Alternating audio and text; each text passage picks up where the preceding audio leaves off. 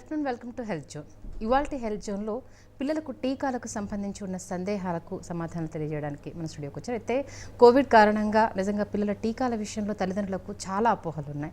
పుట్టిన పిల్లల దగ్గర నుంచి 16 సంవత్సరాల వరకు ఏమేమి టీకాలు వేయాలన్న సందేహాలతో పాటు మరి కోవిడ్ ఉన్న నేపథ్యంలో మరి ఎలాంటి టీకాలు ఇప్పుడున్న పరిస్థితుల్లో వేయాలి, వేసిన తర్వాత ఎలాంటి జాగ్రత్తలు తీసుకోవాలి, పిల్లల విషయంలో టీకాలకు సంబంధించి ఏ ఇయర్ ఎప్పుడెప్పుడు అప్రోచ్ అవ్వాలి, ఇలాంటి అనేక విషయాలు తెలియజేయడానికి senior paediatric consultant Apollo Cradle doctor Sharmila గారు మనతో ఉన్నారు. ఆవిని అడిగి మరి వివరాలు తెలుసుకుందాం. డాక్టర్ గారితో మాట్లాడాలనుకున్నవారు స్క్రీన్ మీద కనిపిస్తున్న మిస్ కాల్ చేసి మీ సందేహాలకు సమాధానాలు తెలుసుకోవచ్చు. గుడ్ ఆఫ్టర్నూన్ డాక్టర్ గారు. డాక్టర్ గారు, మెయిన్ ఇప్పుడు కోవిడ్ కారణంగా పిల్లలకు టీకాలు వేయించాలంటే తల్లిదండ్రులు భయపడుతున్నారు. దానికి సంబంధించి భయాలు అవసరం అంటారా, లేకపోతే ఊరికి అపోహలు అనుకోవాలా? యాక్చువల్గా భయపడాల్సిన అవసరం లేదు.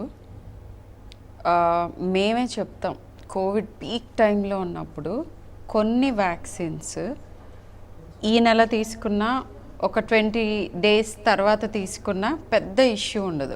అలాంటివి మాకు అపాయింట్మెంట్ కోసం అడిగినప్పుడు ఒక 20 days ఆగండి, పీక్ ట్రాన్స్మిషన్లో ఉంది, ఇక్కడికి వచ్చి కూర్చుని వెయిట్ చేయటం, టూ మెనీ పీపుల్, ఇట్లా చెప్తాం.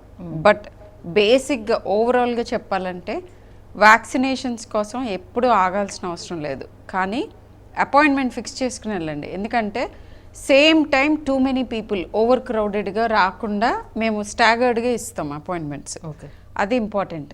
And more importantly routine vaccinations తీసుకోకపోవటం మూలాన అవుట్ బ్రేక్స్ వస్తున్నాయి.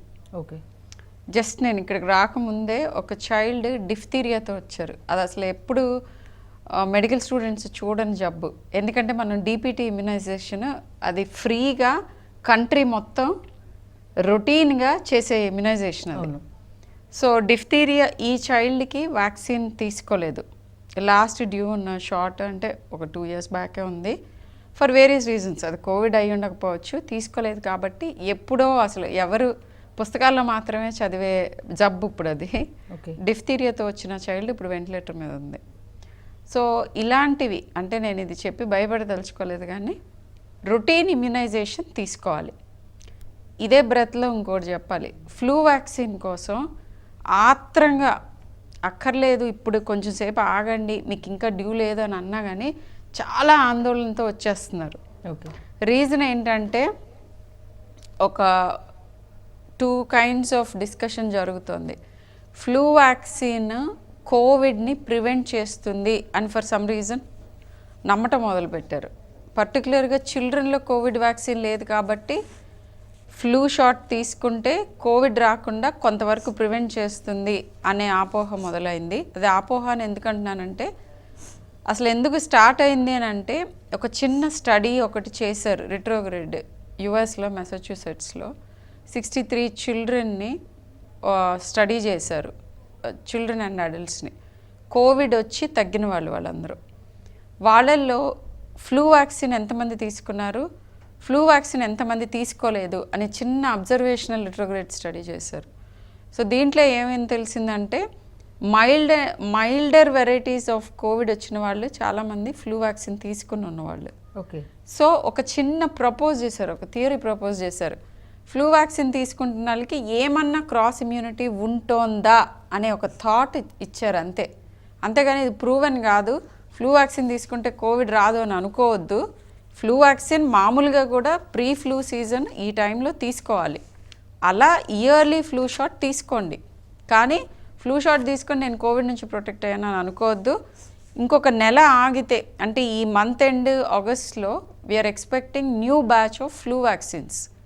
అవి 2022 వరకు కవర్ అయ్యే లేటెస్ట్ స్ట్రెయిన్ తోటి వస్తాయి. WHO ఎవ్రీ ఇయర్ ఈ ఇయర్ రాబోయే స్ట్రెయిన్ సర్క్యులేటింగ్ స్ట్రెయిన్స్కి ఈ స్ట్రెయిన్స్తో చేయమని పర్మిషన్ ఇచ్చి ఆ కొత్త batch of flu vaccines release అవుతాయి. సో ఆ బ్యాచ్ ఇంకా రాలేదు, వస్తే వాటితో తీసుకోవడం బెటర్. అయితే ఎవరైతే ఆగద్దు అని చెప్పేది ఆల్రెడీ హై రిస్క్ చిల్డ్రన్ ఉంటారు కొంతమంది, వాళ్ళందరూ ఇప్పుడు ఆ కొత్త బ్యాచ్ రావాలి అని కూర్చోక్కర్లేదు. 1 year అయిపోతే ఇయర్లీ ఫ్లూ షాట్ డ్యూ ఉంటే వచ్చి తీసుకోవచ్చు. అపాయింట్మెంట్ ఫిక్స్ చేసుకోండి, రండి తీసుకోండి. సో ఇది ఫ్లూ గురించి.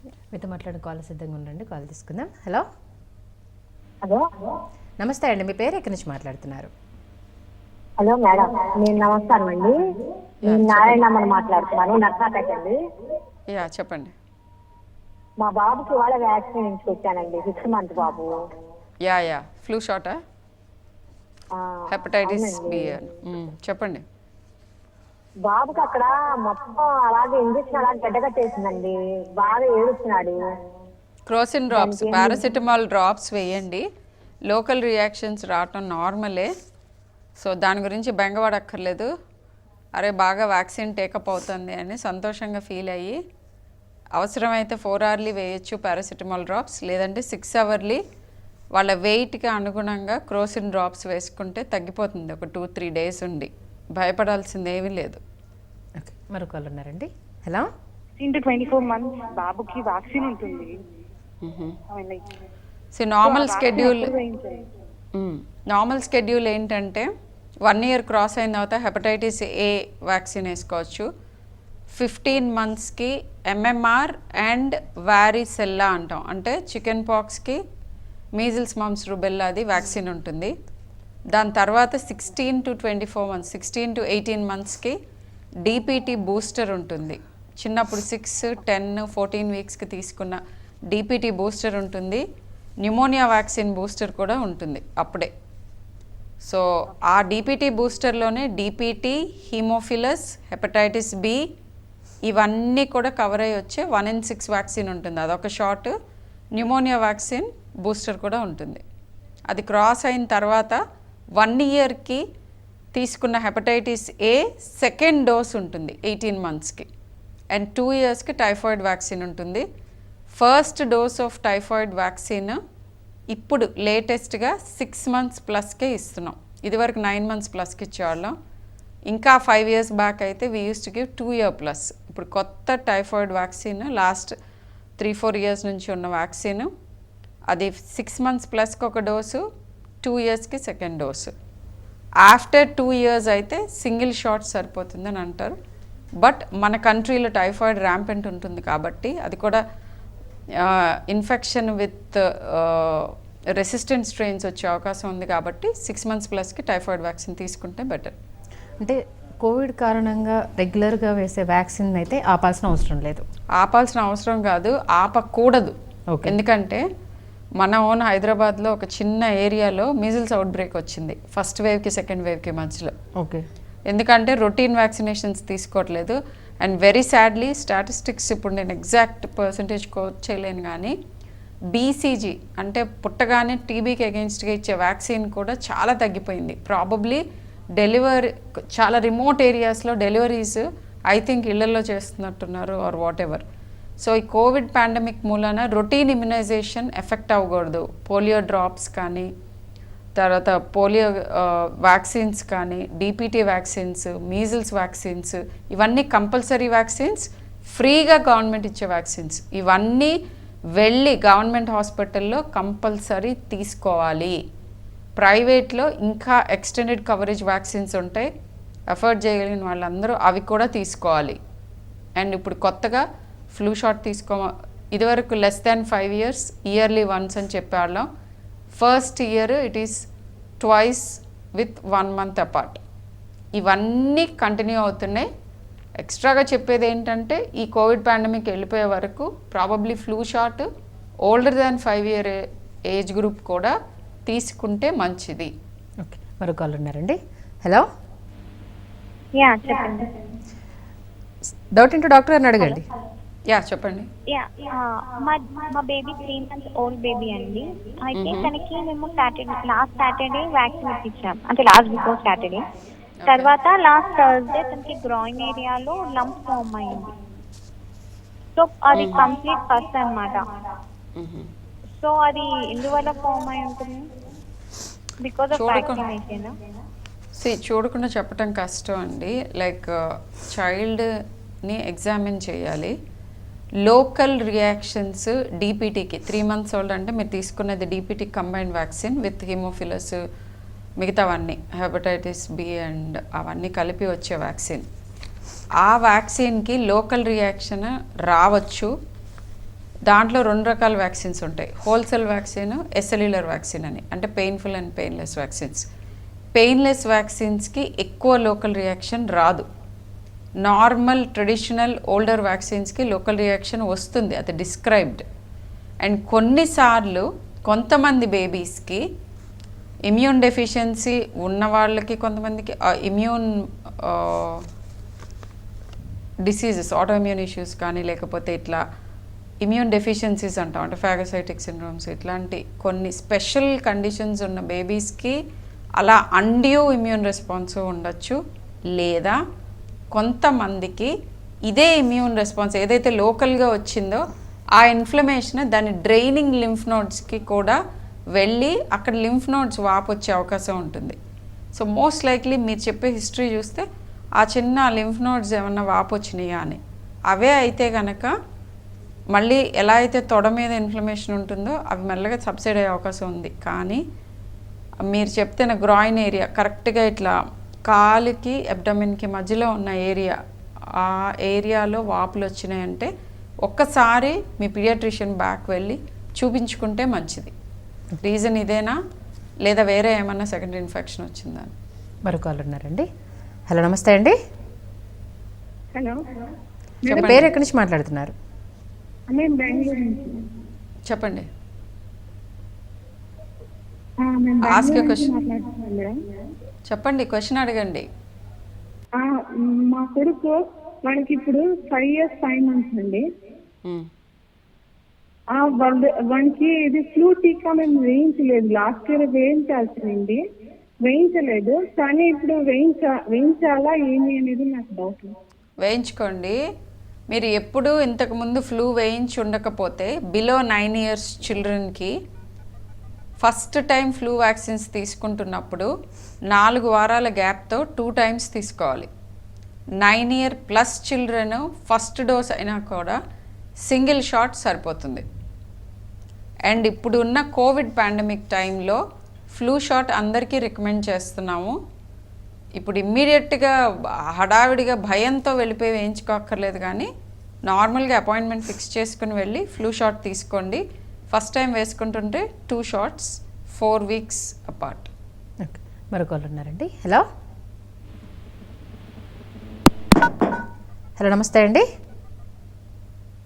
ఓకే, అలాగే వ్యాక్సిన్ తీసుకున్న తర్వాత చాలామంది పేరెంట్స్కి ఇప్పటికీ కూడా కొన్ని డౌట్స్. కొందరు పిల్లలకి ఫీవర్ రాదు, కొందరికి చాలా హెవీగా ఉంటుంది. అవి వచ్చినప్పుడు చాలా కంగారు పడుతూ ఉంటారు. అంటే ఎందుకు అంత డోసేజ్ అనేది ఉంటుంది వాళ్ళకి? డోసేజ్ డిఫరెన్సెస్ ఏముండవు, అందరికీ సేమ్ డోసేజ్ ఉంటుంది. కొంతమందికి ఫీవర్ కొంచెం ఎక్కువ వస్తుంది, కొంతమందికి తక్కువ వస్తుంది. అది మన బాడీ ఇన్ఫ్లమేటరీ రియాక్షన్. ఎలా అయితే మన సిగ్నేచర్ అనమాట. మీ థంబ్ ప్రింట్ నా థంబ్ ప్రింట్ తేడా ఉంటుంది. ఎందుకు ఉంటుంది? జెనెటిక్గా మనం తేడా ఉన్నాం కాబట్టి. సో సేమ్ ఆర్గానిజం కానీ సేమ్ యాంటీజెన్ కానీ ఒకళ్ళకి ఎక్కువ ఇన్ఫ్లమేటరీ రియాక్షన్ వస్తుంది, ఒకళ్ళకి కొంచెం తక్కువ వస్తుంది. అలా అని ఇమ్యూనిటీ తేడాలు ఉంటాయా అని అంటే ఉండాల్సిన అవసరం లేదు. మన ఇన్ఫ్లమేటరీ రియాక్షన్ డిఫరెంట్గా ఉంటుంది. కోవిడ్ చాలామందికి వచ్చింది, బట్ అందరూ ఒక రకంగా రెస్పాండ్ అవ్వాల. మన ఇమ్యూన్ సిస్టమ్స్ కూడా మన జెనెటిక్ కోడ్ బట్టి ఉంటాయి. సో దాంట్లో ఆ చిన్న వ్యత్యాసాలు ఉంటాయి, దానికి భయపడాల్సిన అవసరం లేదు. ఇన్ఫ్యాక్ట్ ఎవరికైనా వ్యాక్సిన్ వేసుకుని జ్వరం వస్తే అరే ఐఎమ్ రియాక్టింగ్ అండ్ నాకు ఇమ్యూనిటీ యాంటీబాడీస్ ప్రొడ్యూస్ అవుతుంది అని సంతోషపడవచ్చు. అలా అని జ్వరం నొప్పి రాని వాళ్ళకి అమ్మో నాకు ఇమ్యూనిటీ లేదేమో అని భయపడక్కర్లా. ఓకే, సో అది మీ కైండ్ ఆఫ్ రియాక్షన్. మరొక వాళ్ళు ఉన్నారండి. హలో, హలో, నమస్తే డాక్టర్ అమ్మ. మాట్లాడండి. ఇది మా పాపకి 5 years. 5 years లో ఏమేమి వ్యాక్సిన్స్ ఇచ్చారమ్మా? 5 yearsకి అన్నిటివి బూస్టర్స్ ఉంటాయండి. డిపిటీ బూస్టర్ అని అంటాము. అది చిన్నప్పుడు 6 weeks అప్పుడు ఇచ్చిన నెల సూదులకి ఈ బూస్టర్ అనమాట. దాన్ని బూస్ట్రిక్స్ అంటాం, పెయిన్లెస్ వెరైటీని. సో ఆ బూస్టర్ ఉంటుంది.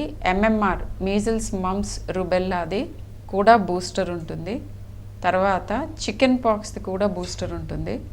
అండ్ టైఫాయిడ్ వ్యాక్సిన్ 2 doses అయ్యి ఉండకపోతే దానిది కూడా బూస్టర్ ఉంటుంది.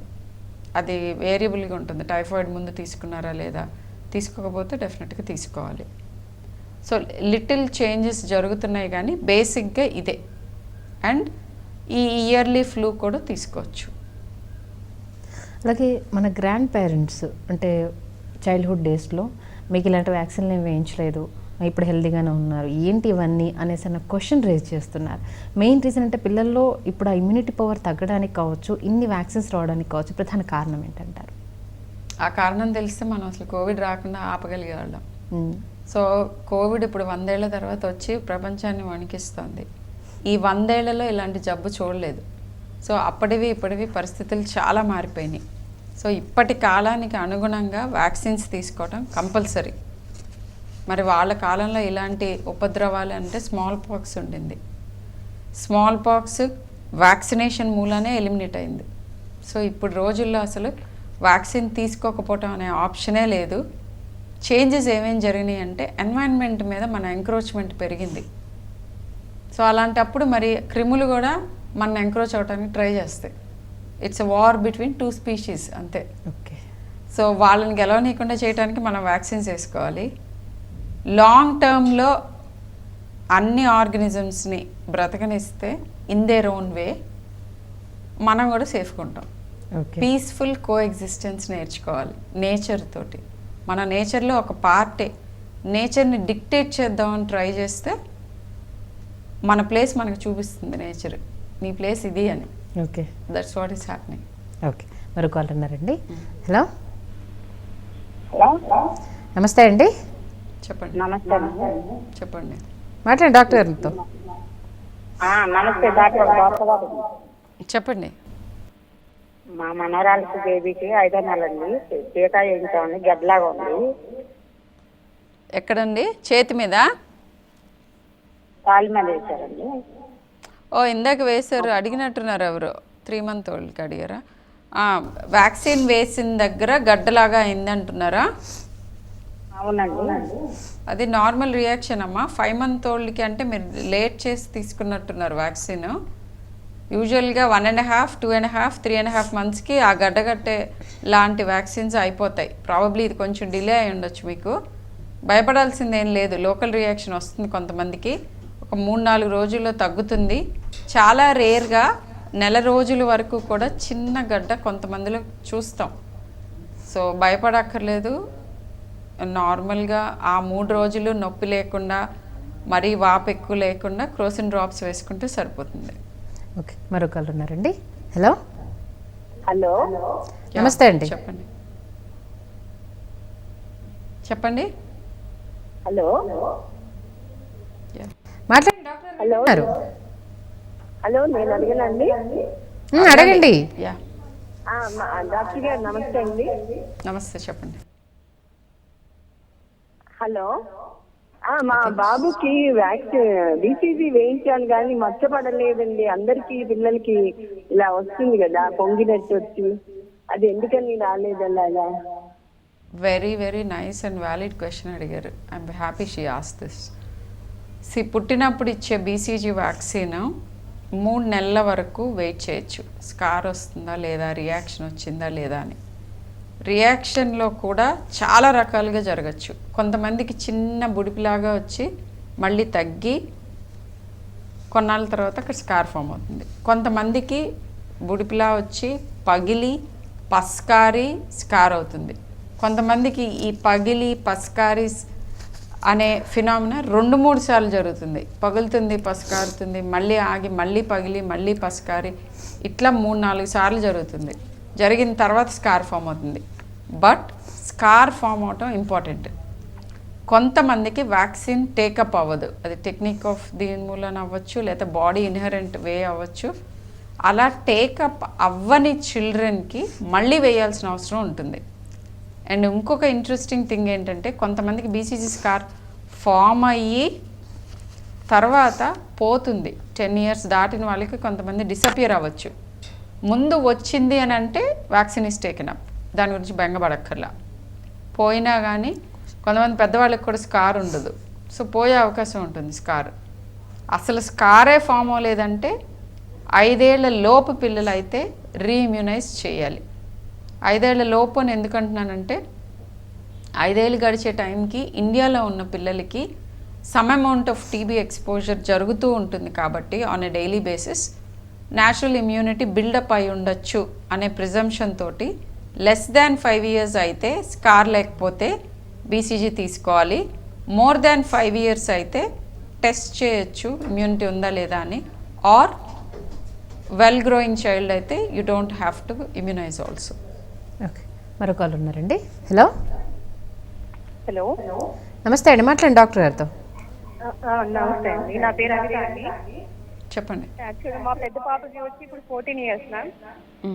చిన్న పాపకి 12 years అండి. ఏమైనా వ్యాక్సిన్ వేయించాల్సి ఉన్నాయా మ్యామ్? అది డౌట్ వస్తుంది. Yeah, good. సో ఏంటంటే 10 yearsకి 5 yearsకి మనం వేసే డీపీటీ వ్యాక్సిన్ లేటెస్ట్ గైడ్లైన్స్ ఏంటంటే ఎవ్రీ 5 years ఇదివరకు టీటీ అని చెప్పే ప్లేస్లో ఇప్పుడు డీపీటీ అని చెప్తున్నాం. ఎందుకంటే డిఫ్తీరియా, పర్టుసిస్ ఇవన్నీ ఏజ్ గ్రూప్ షిఫ్ట్ అవుతున్నాయి, కొంచెం ఓల్డర్ చిల్డ్రన్ అటాక్ చేస్తున్నాయి కాబట్టి ఎవ్రీ 5 years, సో 5, 10, 15, 20 ఇట్లా you have to take DPT. So last time DPT ఎప్పుడు తీసుకున్నారో చూసుకుని 5 years గడిచిపోయి ఉంటే అది తీసుకోవాలి. రెండోది, గర్ల్ చిల్డ్రన్కి 12 year ప్లస్ వాళ్ళకి 2 dosesతో సర్వైకల్ క్యాన్సర్ వ్యాక్సిన్ ఉంటుంది, which is very good and you should be going in for it. అది తీసుకోవటం ఈజ్ గుడ్. ఇదివరకు 3 dose షెడ్యూల్ ఉండేది, ఇప్పుడు మారి 6 months అపార్ట్ 2 dose షెడ్యూల్ వచ్చింది. ఓకే, థ్యాంక్ యూ డాక్టర్ గారు. వ్యాక్సిన్కి సంబంధించి నిజంగా అంటే ఇప్పుడున్న పరిస్థితుల్లో తల్లిదండ్రులు ఎలాంటి జాగ్రత్తలు తీసుకోవాలి, ఎలా వేయించాలనే విషయానికి సంబంధించి చక్కటి వివరణ ఇచ్చారు. మీకు ధన్యవాదాలు. ఇది వాళ్ళ హెల్త్ జోన్. రేపటి హెల్త్ జోన్లో మళ్ళీ కలుసుకుందాం. నమస్తే.